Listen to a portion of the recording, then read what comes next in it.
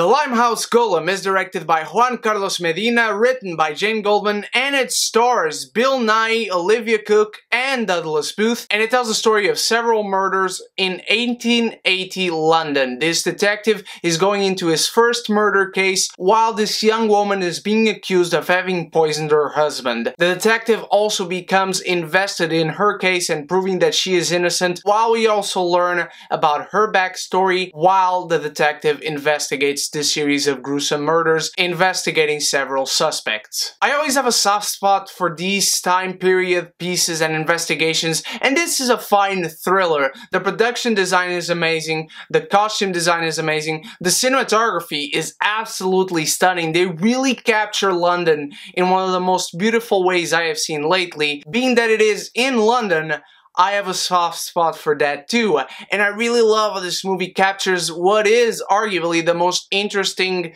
time period of that gorgeous city. And Bill Nighy is here, and he is not chewing the scenery in every scene that he is in. He is not talking like this and chewing on every word that he's in. He really is giving a good performance, and he has this kind of, but not so much, Sherlock Holmes vibe to him. He is very stern, and he's got some personal struggles going on that really almost interfere with the case, but he never lets them. He always keeps his cool, and he always keeps his focus, unlike the rest of the film, but we'll get to that. Douglas Booth, he's extremely over the top, but that is part of his character, which is not saying much because I've never seen this guy being good or being subtle, but the fact that his character is supposed to be over the top in this movie kind of actually saves it. And I never noticed this about him before, but he kind of sounds exactly like Russell Brand.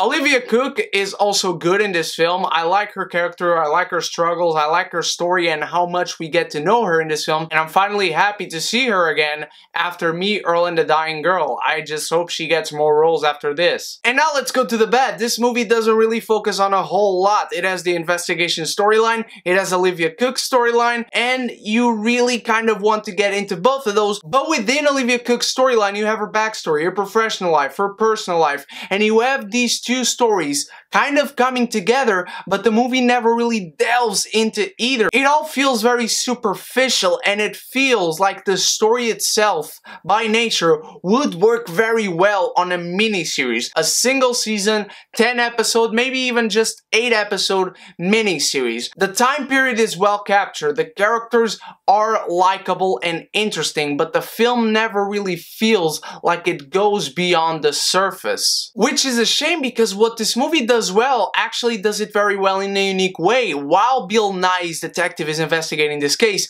he has several suspects, and then you see the murders happening while he is investigating. So you see several people committing these crimes, but you're never really sure who it is. But I gotta get this out of my chest without spoiling. The ending of this film really felt very goofy. It felt like somebody was trying to pull a prank on another somebody, but it was never funny. It doesn't make sense because of too many holes that it opens up on the plot. It never makes sense for the motivations of why it happens, and the last 10 minutes really drag because of it. The movie captures the time well, as I said, with gorgeous production design and excellent cinematography. Good performances, but a very superficial plot. I don't blame on the screenwriter, because by nature, I don't see this story not being rushed and not being superficial as a film. The Limehouse Golem would have been a great mini-series in British television, and I really feel like this film could have benefited for that, but the end result of this film makes me think that whether you watch it or not,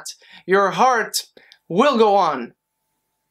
What did you think of the Limehouse Golem, my beautiful geekies? Did you enjoy it? Did you not? Is this a real story? Let me know in the comments below, because I'm not sure. And what is your favorite London time piece? Let me know in the comments below, and thank you so much for watching. You guys are the freaking best. I love you all from the bottom of my heart. This weekend we have movie news, and next week reviews for It, Detroit, and American Assassin. Can't wait to see you there. Once more, thank you, and until the next video, you stay beautiful, you stay geeky, and if you haven't done so yet, click the subscribe button and the bell so we can be geeky united!